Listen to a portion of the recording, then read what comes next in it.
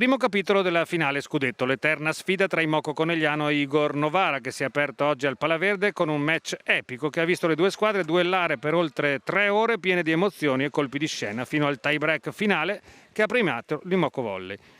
Le Pantere continuano la caccia al terzo titolo tricolore consecutivo dopo una stagione perfetta e una striscia vincente che resta aperta e ora conta 62 vittorie. Novara ha provato in ogni modo a spezzare il dominio giallo-blu, ma ha dovuto arrendersi dopo aver accarezzato l'impresa.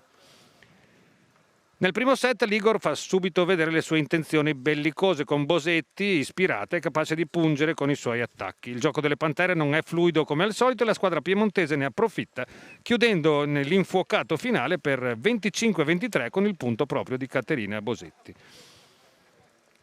Nel secondo set si va in scena una vera e propria epopea. Il parziale dura 50 minuti e le emozioni non si contano. Sono 8 i set point annullati dall'Imoco Volley, che in rimonta riesce a rintuzzare tutti i tentativi di Dalderop e compagni per chiudere 40-38, un set semplicemente leggendario.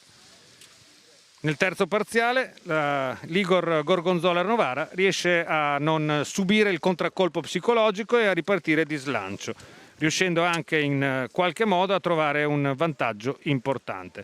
Sul 20-23 però il muro di De Cruyff e i punti di Paola Egonu danno la possibilità all'Imoco di pareggiare il conto e poi di annullare altri 2 set point con una straordinaria Miriam Silla che chiude 26-24. Nel quarto set però l'orgoglio di Novara è ancora molto alto. Sia Dalderop che Bosetti, ma anche le buone intuizioni della polacca Smarcek, permettono alle piemontesi di Lavarini di tenere ancora il vantaggio. Il fiato sul collo dell'Imoco è sempre presente, arriva un'altra volta il pareggio a quota 23 nel finale del set e gli spettri dei 2 parziali precedenti cominciano a farsi vivi nella panchina di coach Lavarini. La chiusura 25-23 dell'Igor manda il match al tie break. È il primo tie break della stagione italiana dell'Imoco Volley, che viene chiuso però con autorità dalle Pantere, che trovano Paola Egonu in grande spolvero, capace di ritoccare il suo record personale di punti, che è anche il record storico del campionato italiano, con 47 palloni messi a terra dopo una partita veramente incredibile. 3-2 per l'Imoco, martedì si replica a Novara.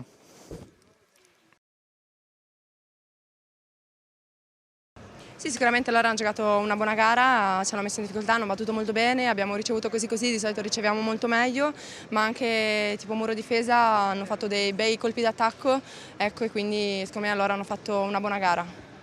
Adesso si va a gara 2 per chiudere martedì il discorso e portare a casa forse il quarto scudetto della storia. Sì, andiamo a Novara, sappiamo che si è visto stasera, non sarà una partita facile, ovviamente si sta giocando la finale di scudetto ed è bello giocare queste partite in questo modo, con questo 3-2 e quindi andiamo martedì a Novara e vediamo, ecco.